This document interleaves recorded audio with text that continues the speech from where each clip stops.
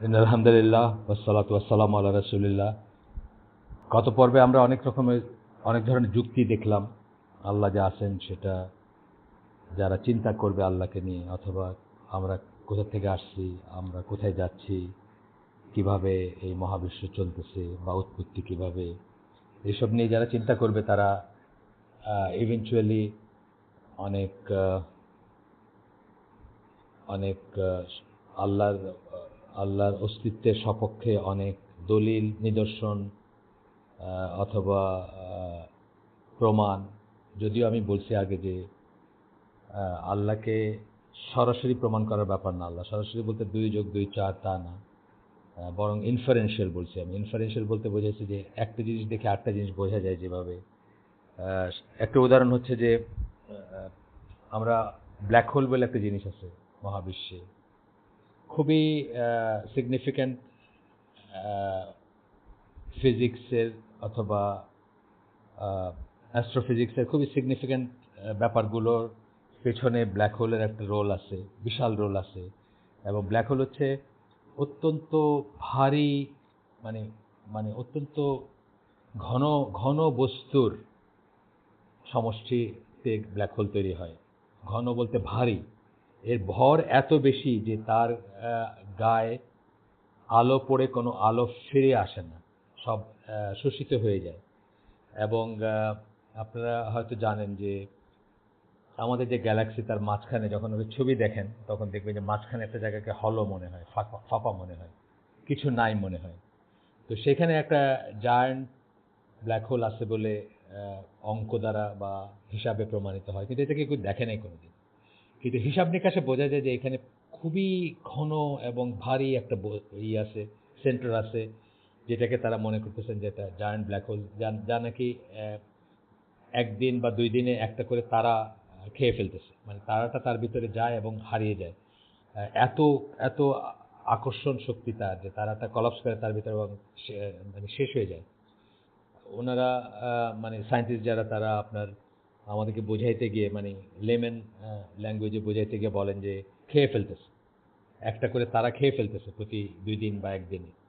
যাই হোক, তো আমি বলতেছি যে এটা এটা আমরা দেখি না, আমরা কখন দেখি নাই, কিন্তু আমরা ইনফারেন্সিয়ালি জানি যে এখানে তার অস্তিত্ব আছে। একইভাবে আমাদের জীবনে সবচেয়ে যেটা প্রয়োজনীয় বস্তু দুইটার একটা হচ্ছে বাতাস। এই বাতাসের ভিতরে আমরা রীতিমতো ডুবে আছি, এবং এই বাতাসের ভর আছে, মানে ওয়েট আছে, ওজন আছে, ভর আছে, এবং তার জায়গা দখল করে, কিন্তু আমরা সেটা দেখি না। তো সিইং ইজ বিলিভিং বলে একটা কথা অনেক সময় বলে, এইরা কথায় কথায় বলে, এথিস্টরা বা অন্যরা বলে, মেটেরিয়ালিস্ট যারা, তারা বলে। কিন্তু আসলে অনেক ইম্পর্টেন্ট জিনিস, ব্ল্যাক হোল দিয়ে শুরু করলাম আমি, বাতাস বললাম, এরকম আপনার ধরেন ইলেকট্রিসিটি, এইসব জিনিস আমরা দেখি না। ইলেকট্রিসিটি ধরেন এখন আমি বসে যেখানে কথাগুলো বলতেছি, এই ঘরটা যদি হঠাৎ অন্ধকার হয়ে যায়, তাহলে আমরা লেমেন্স ল্যাঙ্গুয়েজে বলি যে কারেন্ট চলে গেছে। আবার যখন ফ্যানটা চলতে শুরু করলো, আলো আসলো, তখন আমরা বলি যে কারেন্ট আসছে। আমরা কিন্তু যাইতে বা আসতে দেখি না, অথচ এটার অস্তিত্ব কিন্তু ভেরি মাচ রিয়েল। তো এইভাবে আমরা না দেখলেই যে একটা জিনিস নাই, এরকম কোনোই না। আমাদের মনটা খোলা থাকলে, আমরা যদি সত্যি জানতে চাই যে আল্লাহ আছেন কি নাই, বা আল্লাহর মাহাত্ম্য জানতে চাই, আল্লাহর নিদর্শন জানতে চাই, আয়াতগুলো জানতে চাই, যেগুলো আল্লাহ বলছেন, আয়াত, নিদর্শন, সায়েন্স বা যাই বলেন, তাহলে আমাদের মন খোলা রাখলে আসলে সেই সেই আমাদের চিন্তাতে, আমাদের চেতনায় বা আমাদের যুক্তিতে আমরা কিন্তু ঠিকই বুঝবো যে আল্লাহ আছেন। কিন্তু এটা 2+2=4 এভাবে প্রমাণ করার জিনিস না। আগেই আমি বলছি যে ইমানের যত কয়টা আর্টিকেল আছে, এগুলা কোনোটাই আপনি ওইভাবে প্রমাণ করতে পারবেন না। আপনাকে বিকল্প কিছু হিসেবে বুঝে নিতে হবে যে আল্লাহ আছেন।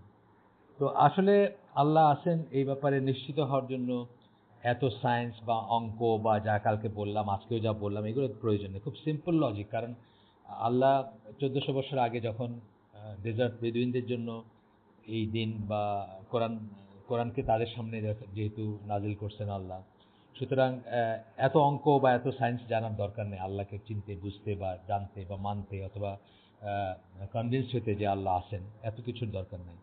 একটা গল্প আছে যেটা একজন স্কলারের মুখে শোনা যে আরবদের মানে মেষটারা এরকম দুজন মেষচালক ডেজার্টে মেষ নিয়ে গেছে, মানে ছাগল বা ভেড়া নিয়ে গেছে।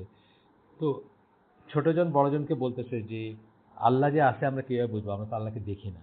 খুব সিম্পল একটা প্রশ্ন, মানে ইনোসেন্ট প্রশ্ন।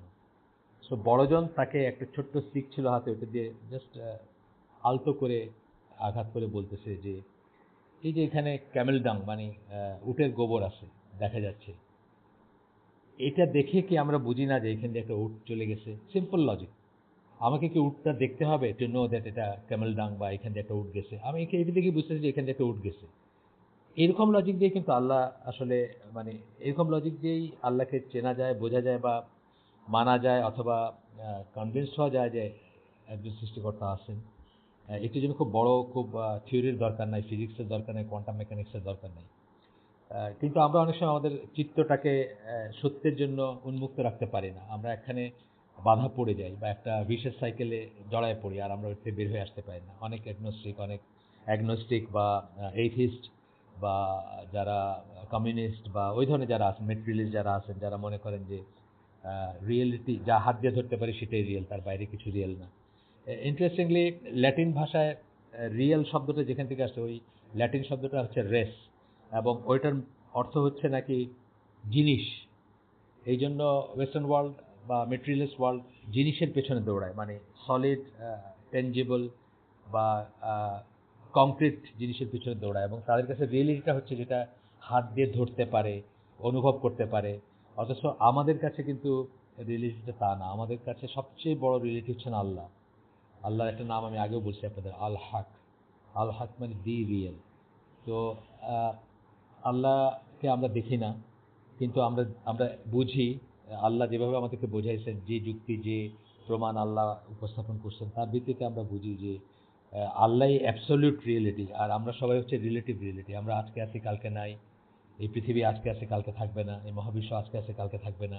এভরিথিং এলস হচ্ছে রিলেটিভ রিয়েলিটি, আর আল্লাহ হচ্ছেন অ্যাবসলিউট রিয়েলিটি। এটা আমরা বুঝবো এবং অনুধাবন করার চেষ্টা করব। তো যাই হোক, আমি যেটা বলতেছিলাম যে খুব সিম্পল লজিক দিয়ে আপনারা নিজের মনটাকে কমফোর্ট করতে পারেন যে আল্লাহ আছেন।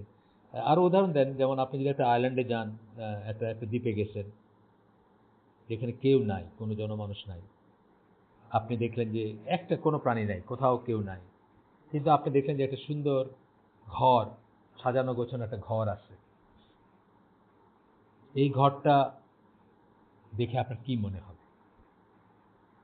ঘরটা কি এই বনের জঙ্গলের কাঠ কেটে পেরেক মেরে নিজেকে নিজে বানায় ফেলছে, নাকি কখনো কেউ এই ঘরটা বানাইছেন? হিয়ারিন লাইজ দ্য আনসার, যে সৃষ্টির দিকে তাকাইতে কেন আল্লাহ বারবার বলছেন, রাত এবং দিন, বা এই মহাবিশ্বের সৃষ্টির দিকে, বা তারা, অনেক অনেক কোরআনের অনেক আয়াতে আকাশের দিকে, তারার দিকে, বা সূর্যের দিকে, মানে প্রকৃতি যেটা, নেচার যেটা বলি, তার যে জিনিসগুলো, তার যে সমন্বয়, তার যে বিন্যাস, তার যে কনসার্টেড ফাংশনিং যেটাকে বলি আমরা, মানে সমন্বিত ফাংশন, মানে একটাই এটি, মানে একটার উপর একটা ডিপেন্ডেন্ট, এবং একটা থেকে একটা নড়বড় হয় না, মানে কোনো কোনো চেঞ্জ হয় না, হইলে কিন্তু আর সমস্তটাই কলাপস করতে পারে, কিছুই কাজ করতো না, এরকম একটা ব্যাপার। সো এইদিকে আল্লাহ তাকে এই জন্যই বলছেন যে লেমেনরাও যদি তাকায় দেখে এবং চিন্তা করে, তাহলে তারা কনভিন্স হবে যে এই সব কিছুর একজন সৃষ্টিকর্তা আছেন, এবং সব কিছুর পেছনে একটা ডিজাইন কাজ করতেছে, একটা পারপাস কাজ করতেছে, একটা উদ্দেশ্য কাজ করতেছে, ইত্যাদি ইত্যাদি। একবার যখন আপনি এটাতে কনভিন্সড হবেন যে আল্লাহ আছেন, যদি না হয়ে থাকেন বাই দিস টাইম আর কি, সেটা বলতেছি, বা কেউ যদি না হয়ে থাকেন, তখন নেক্সট আমরা কি করে মুসলমান হই, কি বলে, আশহাদু আল্লা ইলাহা ইল্লাল্লাহ ওয়া আশহাদু আন্না মুহাম্মাদান আবদুহু ওয়া রাসূলুহু। তো আশহাদু আন্না মুহাম্মাদান আবদুহু ওয়া রাসূলুহু, এবং আমরা সাক্ষী দিচ্ছি, প্রথম সাক্ষীটা হচ্ছে যে আশহাদু আল্লা ইলাহা ইল্লাল্লাহ, আল্লাহ ছাড়া ইবাদতের যোগ্য কোনো সত্যিকার ইলা নাই, এটা সাক্ষী দিই আমরা। এটা শাহাদাতাইন বলি আমরা, বা শাহাদাতানি বলি, দুইটাই ঠিক আছে। তো দুইটা শাহাদা, এখানে দুইটা সাক্ষ্য। প্রথম সাক্ষ্য হচ্ছে যে আল্লাহ ছাড়া ইবাদতের যোগ্য কোনো সত্যিকার ইলা নাই। আর সেকেন্ড পার্টটা হচ্ছে মুহাম্মদ সাল্লাল্লাহু আলাইহি সাল্লাম তার প্রেরিত রাসূল এবং বান্দা। এর একটা কি ছাড়া কিন্তু আমরা মুসলিম হতে পারবো না, মানে দুইটাই লাগবে এবং দুইটাই একেবারে সন্দেহাতীতভাবে আমরা কনভিন্সড হতে হবে যে দুইটাই ঠিক। তো প্রথমটা নিয়ে তো আমরা কথা বললাম আল্লাহ নিয়ে, যদিও লা ইলাহা ইল্লাল্লাহ নিয়ে বলি না এইভাবে, কিন্তু আল্লাহর অস্তিত্ব নিয়ে বললাম প্রাথমিকভাবে। সেখান থেকেই আমরা আল্লাহকে চেনা জানা বা আল্লাহ নিজের সম্বন্ধে যা বলছেন এগুলো নিয়ে ইনশাআল্লাহ পরে আলাপ করব। একবার যখন আমি কনভিন্স হলাম যে আল্লাহ আছেন, নিশ্চিতই আল্লাহ আছেন এবং আল্লাহ এক, সেটাও নানাভাবে আমি বলছি, তারপরে আরও বলবো পরে ভবিষ্যতে। তখন আমাদের নেক্সট ইটা হবে যা পরে আমরা মুসলমান হব বা যা সাক্ষী দিয়ে আমরা মুসলমান হব, যা কনভিন্সড, যাতে যে ব্যাপারটাতে কনভিন্সড হইলে আমরা মুসলমান হব, সেই ব্যাপারটা সেকেন্ড পার্টটা হচ্ছে যে মোহাম্মদ সাল্লাল্লাহু আলাইহি ওয়াসাল্লাম আল্লাহ রসুল, অথবা এটার বিকল্প প্রপোজিশন আমি গতদিন বলতেছিলাম যে কোরআন আল্লাহর কাছ থেকে আসছে। মোহাম্মদ সাল্লাল্লাহু আলাইহি ওয়াসাল্লাম যদি আল্লাহর রসুল এবং বান্দা হন, তাহলে উনি বলছেন যে কোরআন আল্লাহর কাছ থেকে আসছে, সুতরাং এটাই সত্যি। অথবা কোরআন আল্লাহর কাছ থেকে যদি এসে থাকে, তাহলে কোরআন বলতেছে ইনি রসুল, তাহলে এটাও সত্যি। মানে এই দুইভাবে আমরা অ্যাপ্রোচ করতে পারি। তো মানে সহজ যেটা ধরেন কোরআন পড়তে অনেক সময় লাগতে পারে, বা কোরআনের ইগুলো যেভাবে বললাম যে এটা নিয়ে গবেষণা করতে বা করতে হয়তো বেশ কিছু সময় লাগতে পারে বা বেশ কিছু সময় যাইতে পারে ওটাতে। বাট রাসূল সাল্লাল্লাহু আলাইহি ওয়াসাল্লামের জীবনী বা তার সম্বন্ধে যত অথেন্টিক সোর্স থেকে যত আসে, এমনকি কাফেররা যেগুলো বলে বা মুশরিকরা যেগুলো বা ওয়েস্টার্নাররা যেগুলো বলে, তাদেরও বর্ণনা যা আসছে, সেখান থেকে যদি আপনি কতগুলো সিম্পল জিনিস দেখেন, তাহলে আপনি কিন্তু বুঝবেন যে আল্লাহ রসুল সত্যিকার রসুল। আমরা অল্প কিছু জিনিস তুলে ধরি। প্রথমত যে আল্লাহ রসুল সাল্লাল্লাহু আলাইহি সাল্লামের নবুয়ত পূর্ব জীবনটা যেটা কাফের মুশরিকরা যা বলছে বা যা সাক্ষ্য দেয় বা যা এন্ডোর্স করে, সেটাতে আমরা কি জানি যে উনি খুব ট্রাস্টওয়ার্দি একজন মানুষ ছিলেন। উনি কখনো মিথ্যা কথা বলেন নাই, উনি কখনো আমানতের খেয়ানত করেন নাই, কাউকে প্রতারণা করেন নাই, কারোর সাথে দুর্ব্যবহার করেন নাই। তৎকালীন আরব সমাজে যেসব ভাইসেস ছিল, পাপ ছিল, মদ বলেন, মেয়ে মানুষ বলেন বা ইত্যাদি যে সমস্ত জিনিস ছিল, এগুলোতে ওনার কোনো ইনভলভমেন্ট ছিল না, অ্যান্ড সো অন। আপনারা হয়তো দেখবেন যে হয়তো হয়তো পড়ে থাকবেন যে আল্লাহ রাসূল সাল্লাল্লাহু আলাইহি ওয়াসাল্লাম যখন প্রথম ওয়াহির পরে ভয় পেয়ে এসে খাদিজা রাদিয়াল্লাহু আনহাকে বললেন যে আমার ভয় করতেছে বা আমাকে করো, মানে জড়ায় ধরো এই দিয়ে, যে কম্বল দিয়ে বা এরকম একটা দিয়ে আর কি, মানে কাঁথা কম্বল জাতীয় জিনিস যেটা বলে সেসব দিয়ে পেঁচাই দিতে বললেন। এবং রাসূল সাল্লাল্লাহু আলাইহি ওয়াসাল্লাম একসময় সন্দেহ করছেন যে হয়তো তিনি পজেসড হয়েছেন বা কোনো জিন বা কোনো ভয়ঙ্কর কিছুর কবলে পড়ছেন কিনা, এটা ওনার একটা মানে একটু হলেও তার সন্দেহ হয়েছে বা ভয় হয়েছে তার। তখন খাদিজা রাদিয়াল্লাহু আনহা কি বলছেন যে আপনার সাথে আল্লাহ কোনো খারাপ কিছু হইতে দিতে পারেন না, কারণ আপনি ABCDE বলে বলছেন যে আপনি ওয়েফেয়ারার, মানে কি বলে, পথিকদের, মুসাফিরদেরকে ভালো ট্রিট করেন, আপনি আপনার ফেলো হিউম্যান বিংসকে ভালো ট্রিট করেন, আপনি দানশীল, আপনি আপনি মানে ওনার প্লাস পয়েন্টগুলো সব বলছেন। অর্থাৎ এইরকম একটা মানুষের উপর খারাপ কিছু হতে পারে না, এটা ওয়াইফ বলতেছেন, কিন্তু যিনি সবচেয়ে কাছে থেকে দেখেন ওনাকে। সো এটা হচ্ছে যে নবুয়ত পূর্ব রাসূল সাল্লাল্লাহু আলাইহি ওয়াসাল্লামের লাইফটা কেমন ছিল, সেটা একটা ভাববার বিষয়। যে এই মানুষটা সাধারণত 40 বছর বয়সের দিকে কি হয়, আমরা একটু শান্তিপ্রিয় হই, আমরা ঝামেলা চাই না, বা আমরা সুখে শান্তিতে কালাতিপাত করতে চাই। অ্যান্ড হি হ্যাড এভরিথিং, তার কোনো দরকার ছিল না। 40 বছর বয়সের দিকে একটা মানুষ শখ করে কেন এই ট্রাবলটা নিবে? ধরেন ফর আর্গুমেন্ট সেক আমরা যদি মনে করি যে উনি মিথ্যা নবী, নওয়াজবিল্লাহ, কিন্তু তাহলে এই 40 বছরের বয়স পর্যন্ত যতদিন মানে তার কাছে, সেই সময়টাই ছিল আর্ন করার সময় বা আহ, কি বলবো, মানে সম্পত্তি প্রতিপত্তি ইত্যাদির জন্য মানে অ্যাম্বিশাস হওয়ার সময়। সেই সময়টা উনি মোটেই অ্যাম্বিশাস ছিলেন না, আপনি দেখেন তার লাইফ পড়ে দেখেন। আহ, কিন্তু তাহলে 40 বছর বয়সে মানে কি বলবো, সি অফ ট্রাবলস যদি বলি আমি, মানে এক সমুদ্র ঝামেলা কেন উনি ঘাড়ে নেবেন, মাথায় নেবেন? এখান থেকে আপনি শুরু করতে পারেন, মানে আল্লাহ রসুল সাল্লাল্লাহু আলাইহি ওয়াসাল্লাম সম্বন্ধে চিন্তা করতে, যে চিন্তা করার ব্যাপারটা যে কোনটা লাইকলি বা কি লাইকলি আর কি। তারপরে দেখেন যে প্রথম যে ওয়াহিটা আসলো, তারপরে কিন্তু অনেকদিন ওয়াহি বন্ধ ছিল, অনেকদিন ওয়াহি আসেনি। এখন যারা আপনার অনেক তাকে কি বলতো, যখন উনি ইসলাম প্রিচ করতে শুরু করলেন, তখন কাফের মুশরিকরা তাকে কি বলতো? কেউ বলতো উনি কবি, কেউ বলতো উনি পাগল হয়ে গেছে, কেউ বলতো উনি পজেসড, কেউ বলতো উনি জাদুকর বা জাদুর প্রভাব আছে তার উপর ইত্যাদি। তো কবিতায় আমরা ধরি যে ধরেন প্রথম 5টা আয়াত নাজিল হলো সূরা আলাক এর, তারপরে কিন্তু অনেকদিন ওয়াহি বন্ধ ছিল।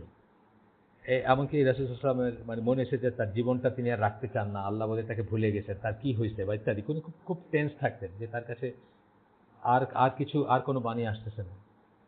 ধরেন যদি উনি কবি হইতেন তাহলে কি 5 লাইন লিখে একজন কবি 6 মাস বা 2 বছর ওয়েট করে থাকবে যে আর 5 লাইন?